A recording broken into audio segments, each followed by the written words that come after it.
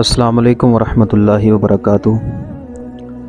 معزز سامعین، آپ کو اسلامک ٹاکس چینل پر خوش آمدید۔ دوستو، جب بخت نصر بادشاہ نے بیت المقدس کو ویران کیا اور بنی اسرائیل کو قتل کیا تو ایک مرتبہ حضرت عزیر کا وہاں سے گزر ہوا۔ آپ کے ساتھ ایک برتن کھجور اور ایک پیالہ انگور کا رس تھا، اور آپ ایک گدھے پر سوار تھے۔ تمام بستی میں پھرے لیکن کسی شخص کو وہاں نہ پایا۔ بستی کی عمارتیں گری ہوئی تھیں۔ آپ نے تعجب سے کہا، انا یحیی ہذہ اللہ بعد موتہا، اللہ تعالیٰ انہیں ان کی موت کے بعد کیسے زندہ کرے گا؟ اس کے بعد آپ نے اپنی سواری کے جانور کو باندھ دیا اور خود آرام فرمانے لگے۔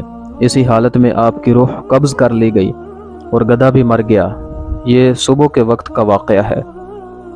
اس سے 70 سال بعد اللہ تعالیٰ نے ایران کے بادشاہوں میں سے ایک بادشاہ کو غلبہ دیا اور وہ اپنی فوجیں لے کر بیت المقدس پہنچا۔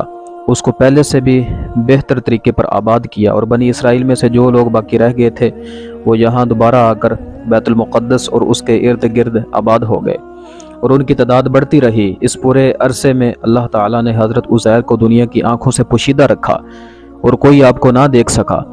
جب آپ کی وفات کو 100 سال گزر گئے تو اللہ تعالیٰ نے آپ کو زندہ کیا۔ پہلے آنکھوں میں جان آئی، ابھی تک تمام جسم میں جان نہ آئی تھی۔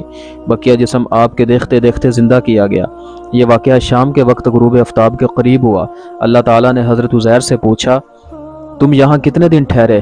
آپ نے اندازے سے عرض کیا کہ 1 دن یا اس سے کچھ کم وقت۔ آپ کا خیال یہ ہوا کہ یہ اسی دن کی شام ہے جس کی صبح کو سوئے تھے۔ اللہ تعالیٰ نے فرمایا، تم یہاں 100 سال ٹھہرے ہو۔ اپنے کھانے اور پانی یعنی کھجور اور انگور کے رس کو دیکھو کہ ویسا ہی صحیح سلامت ہے، اس میں بو تک پیدا نہیں ہوئی، اور اپنے گدھے کو دیکھو کہ اس کا کیا حال ہے۔ چنانچہ آپ نے دیکھا کہ وہ مر چکا ہے، اس کا بدن گل گیا اور اعضاء بکھر گئے ہیں، صرف ہڈیاں چمک رہی ہیں۔ آپ کی آنکھوں کے سامنے اس کے اعضاء جمع ہوئے، اعضاء اپنی اپنی جگہ پر آئے، ہڈیوں پر گوشت چڑھا، گوشت پر کھال آئی، بال نکلے، پھر اس میں روح پھونکی گئی اور وہ اٹھ کھڑا ہوا اور آواز نکالنے لگا۔ اللہ تعالیٰ کی قدرت کا مشاہدہ کیا آپ نے اور فرمایا، میں خوب جانتا ہوں کہ اللہ تعالیٰ ہر شے پر قادر ہے۔ یعنی یقین تو پہلے ہی تھا، اب عین الیقین حاصل ہو گیا۔ پھر آپ اپنی سواری پر سوار ہو کر اپنے محلے میں تشریف لائے۔ سار اقدس اور داڑھی مبارک کے بال سفید تھے، عمر وہی 40 سال تھی۔ کوئی آپ کو نہ پہچانتا تھا۔ اندازے سے اپنے مکان پر پہنچے، ایک ضعیف بڑھیا ملی جس کے پاؤں رہ گئے تھے، وہ نابینا ہو گئی تھی۔ وہ آپ کے گھر کی باندھی تھی اور اس نے آپ کو دیکھا ہوا تھا۔ آپ نے اس سے دریافت فرمایا کہ یہ عزیر کا مکان ہے؟ اس نے کہا، ہاں، لیکن عزیر کہاں؟ انہیں تو غائب ہوئے 100 سال گزر گئے۔ یہ کہہ کر وہ خوب روئی۔ آپ نے فرمایا، میں عزیر ہوں۔ اس نے کہا، سبحان اللہ، یہ کیسے ہو سکتا ہے؟ آپ نے فرمایا، اللہ تعالیٰ نے مجھے 100 سال موت کی حالت میں رکھ کر پھر زندہ کیا ہے۔ اس نے کہا، حضرت عزیر مستجاب الدعوات تھے، جو دعا کرتے قبول ہوتی۔ آپ دعا کیجئے کہ میری آنکھیں دوبارہ دیکھنا شروع کر دیں تاکہ میں اپنی آنکھوں سے آپ کو دیکھوں۔ آپ نے دعا فرمائی اور وہ عورت بینا ہو گئی۔ آپ نے اس کا ہاتھ پکڑ کر فرمایا، خدا کے حکم سے اٹھ۔ یہ فرماتے ہی اس کے معذور پاؤں درست ہو گئے۔ اس نے آپ کو دیکھ کر پہچانا اور کہا، میں گواہی دیتی ہوں کہ بے شک آپ حضرت عزیر ہیں۔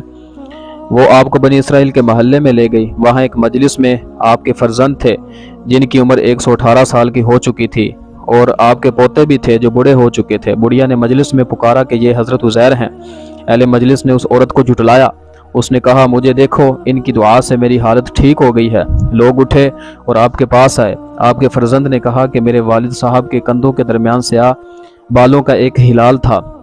جسم مبارک کھول کر دکھایا گیا تو وہ موجود تھا، نیز اس زمانے میں تورات کا کوئی نسخہ باقی نہ رہا تھا، کوئی اس کا جاننے والا موجود نہ تھا۔ آپ نے تمام تورات زبانی پڑھ دی۔ ایک شخص نے کہا کہ مجھے اپنے والد سے معلوم ہوا کہ بخت نصر کی ستم انگیزیوں کے بعد گرفتاری کے زمانے میں میرے دادا نے تورات ایک جگہ دفن کر دی تھی۔